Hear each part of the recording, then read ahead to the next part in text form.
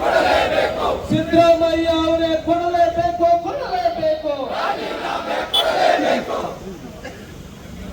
ಆತ್ಮೀಯರೇ, ಇವತ್ತು ಹೈಕೋರ್ಟಿನ ತೀರ್ಪು ಬಂದಿದೆ. ಈ ಒಂದು ಹೈಕೋರ್ಟಿನ ತೀರ್ಪು ಕರ್ನಾಟಕ ರಾಜ್ಯದಲ್ಲಿ ಈಗ ಸನ್ಮಾನ್ಯ ರವಿಕುಮಾರ್ ಜಿ ಅವರು ನಮ್ಮನ್ನ ಕುರಿತು ಮಾತಾಡಬೇಕು ಅಂತ ನಾನು ಕೇಳ್ಕೊತೇನೆ. ಒಂದ್ಸಾರಿ ಜೋರಾಗಿ ಭಾರತ್ ಮಾತಾ ಕಿ, ಭಾರತ್ ಮಾತಾ ಕಿ. ಮೂಡಾದಲ್ಲಿ ಬೃಹತ್ ಹಗರಣವನ್ನು ಮಾಡಿರ್ತಕ್ಕಂಥ ಮುಖ್ಯಮಂತ್ರಿ ಸಿದ್ದರಾಮಯ್ಯ ಅವರಿಗೆ, ಮೂಡಾದಲ್ಲಿ ಬ್ರಹ್ಮಾಂಡ ಭ್ರಷ್ಟಾಚಾರ ಮಾಡಿರ್ತಕ್ಕಂಥ ಮುಖ್ಯಮಂತ್ರಿ ಸಿದ್ದರಾಮಯ್ಯ ಅವರಿಗೆ, ಸಿದ್ದರಾಮಯ್ಯ ಅವರೇ ಕೊಡಲೇಬೇಕು. ದೇಶದ ಕಾನೂನು ಎಷ್ಟು ಗಟ್ಟಿಯಾಗಿದೆ ಅನ್ನೋದು ಇದರಿಂದ ಒಪ್ಪಂದಿದ್ದವರು ನೀರು ಕುಡಿಯಲೇಬೇಕು ಅನ್ನೋದು ಕೂಡ ಇದರಿಂದ ಜನ ಅರ್ಥ ಮಾಡ್ತಾರೆ. ಈ ದೇಶದ ಕಾನೂನನ್ನ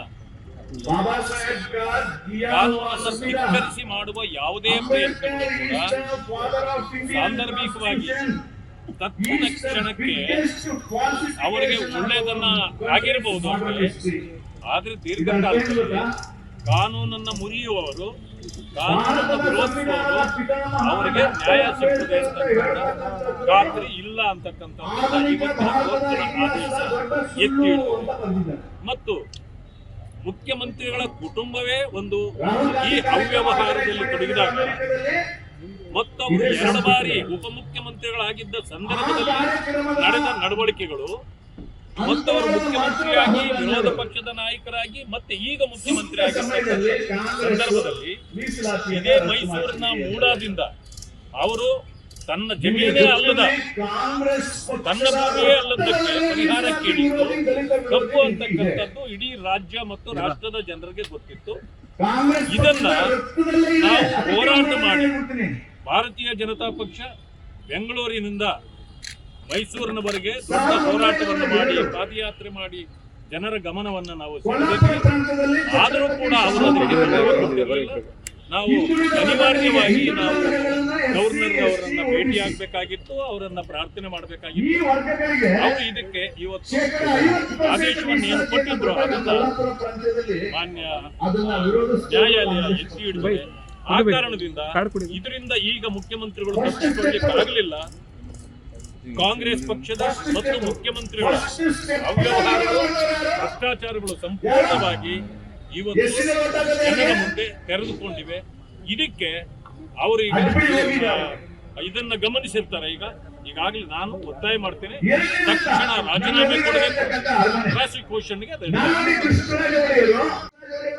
ನೀವು ಅಧಿಕಾರದಲ್ಲೇ ಮುಂದುವರೆದು ಯಾರು ನಿಮ್ಮ ಇದನ್ನ ಎನ್ಕ್ವೈರಿ ಮಾಡೋರು ಯಾರು? ನಿಮ್ಮ ತಳಗಡೆ ಇರ್ತಕ್ಕಂಥ ಆಫೀಸರ್ಗಳೇ ಮಾಡ್ತಾರೆ. ಅದು ಹೇಗೆ ಸಾಧ್ಯ? ಕೇಜ್ರಿವಾಲ್ದು ಬೇರೆ ವಿಷಯ. ಅಲ್ಲಿನ ಪೊಲೀಸ್ ಇಲಾಖೆ ಆಗಲಿ ಯಾವುದು ಕೂಡ ಆದ್ರಿಂದ ಇಲ್ಲಿರ್ತಕ್ಕಂಥ ಅಲ್ಲಿ ಕೇಂದ್ರೀಯ ವ್ಯವಸ್ಥೆ ಇದೆ, ಇಲ್ಲಿ ಕೇಂದ್ರೀಯ ವ್ಯವಸ್ಥೆ ಇದೆ, ರಾಜ್ಯ ವ್ಯವಸ್ಥೆ ಇದೆ.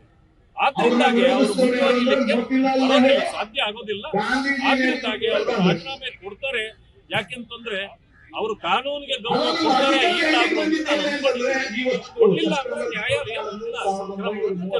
ಹೈಕಮಾಂಡ್ ತಮ್ಮ ಪರವಾಗಿದೆ ಅನ್ನುವಂತ ವಾದವನ್ನು ಮುಂದಿನ ಕೂಡ ಮಾಡ್ತಾನೆ.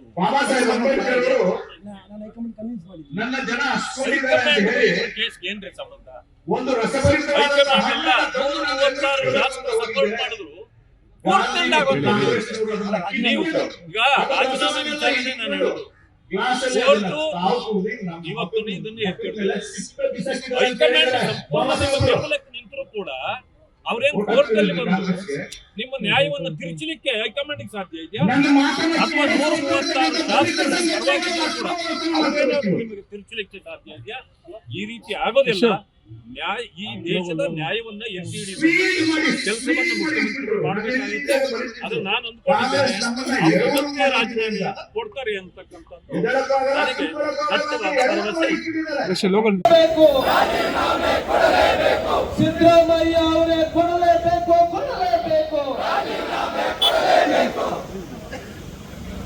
ಆತ್ಮೀಯರೇ, ಇವತ್ತು ಹೈಕೋರ್ಟಿನ ತೀರ್ಪು ಬಂದಿದೆ.